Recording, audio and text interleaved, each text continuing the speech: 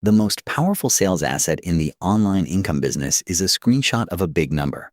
A striped dashboard, a bank balance, a broker profit and loss, an ad account showing a return many times its spend. It does the persuading in under a second before you've read a word. And here's the problem that makes this category worth auditing. Almost none of it is verifiable.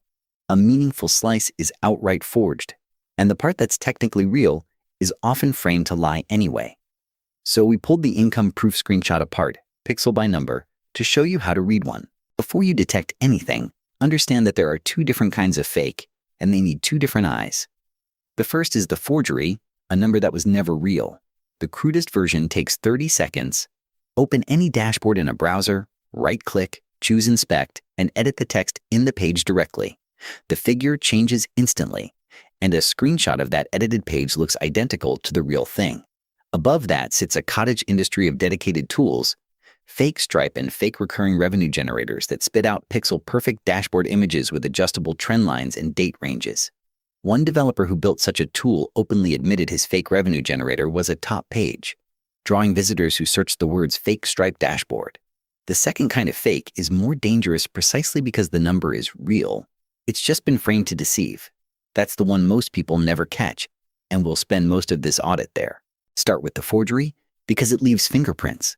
When someone edits a number through Inspect element, they change the text, but rarely the styling. So the doctored figure often renders in a font, weight, or alignment that's subtly off from the rest of the interface. Image forensics guides flag mismatched typefaces, inconsistent sizing, and odd spacing as the first thing to check. Then, there's the arithmetic. Forgers swap the headline number and forget the math underneath. The totals don't add up. A daily column doesn't sum to the stated month. A percentage doesn't match the figures it came from. Push further and run the image through error-level analysis, a forensic technique that recompresses the picture and lights up edited regions because altered pixels deviate from the surrounding compression. Check the metadata too. A genuine phone screenshot often carries device data, while an edited image can carry the editing software's signature or strip the data entirely. None of these is proof alone. But a real dashboard is consistent everywhere, and a forgery only has to slip once. Now the real number deceptions, starting with the most common, showing you revenue and letting you imagine its profit. A screenshot of $50,000 in Stripe volume is gross, the money that came in before anything went out. But run a paid ads operation and the costs are brutal. Take that $50,000 at a 5 times return on ad spend. The advertising alone costs $10,000 before goods, shipping, processing fees, refunds, and chargebacks. Industry breakdowns of return on ad spend show a headline 5-to-1 can quietly become a loss once product, shipping, and fulfillment eat $4.50 of every $5 of revenue. The screenshot shows the $50,000. It never shows the $40,000+ that left. The tell is simple. Any proof that shows revenue, volume, or ad spend return without a matching cost line is not income.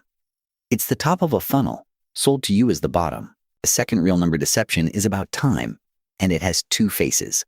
The first is cumulative versus recurring. Someone shows a monthly recurring revenue figure that's actually been inflated by stuffing one-time payments and full annual prepayments into a single month. Finance writers warn that counting a year's upfront payment as 1 month's recurring revenue inflates the figure and masks the true run rate. A lifetime total of every dollar ever collected gets dressed in the visual language of a monthly number. The second face is the cherry pick, the single best day, the best month, the one campaign that worked, presented as the baseline. The metric the deceptive screenshot always omits is net new. What came in minus what churned out.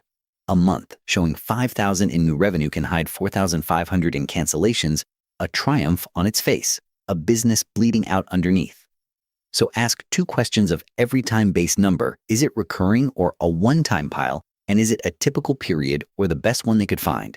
Not all of these tells are equally strong, so rank them by how hard they are to fake. The visual signals, fonts, alignment, pixel artifacts, are weakest because a competent forger gets those right. Internal arithmetic is stronger. Numbers that don't reconcile across a whole interface are hard to fake. The framing audit is stronger still because it catches the real numbers that pass every pixel test and still mislead. And the most reliable signal sits outside the image entirely: verifiability. Can the claim be confirmed? audited figures, a verified payout, a live read-only link? Or does it rest on a picture you're asked to trust? An image proves nothing. A number you can check is the only proof there is. There's one more lens, and it belongs to the regulator. Under the Federal Trade Commission's rules, a seller who puts an earnings figure in front of you carries the entire burden of proof. They must hold competent and reliable evidence in writing before the claim goes out and hand it over on request. Anecdotes and a screenshot don't qualify. The number also has to be typical, flash an exceptional result, and you're required to disclose what an ordinary participant actually earns. The Commission enforces this with real money.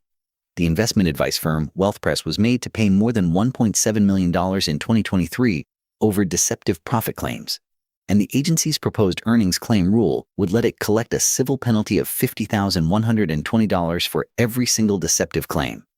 So the honest test isn't whether the screenshot looks real, it's whether they can prove it the way the law already requires. So here's the checklist to run on any income screenshot before it earns $1 of your trust. 1. Internal consistency. Do the total sum, do the percentages reconcile? 2. The type. A mismatched font or alignment on the headline number is the fingerprint of an inspect element edit. 3. The cost line, revenue or ad spend return shown without expenses is not income. 4. The time frame. Recurring or a one-time pile, a typical period, or the cherry picked best.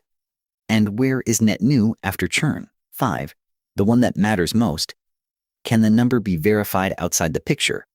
Because the burden of proof is theirs, not yours. Run those 5 and most income proof collapses into what it almost always is, a top-line number, stripped of its costs, framed at its best moment, and offered as evidence precisely because the real evidence would never survive a second look.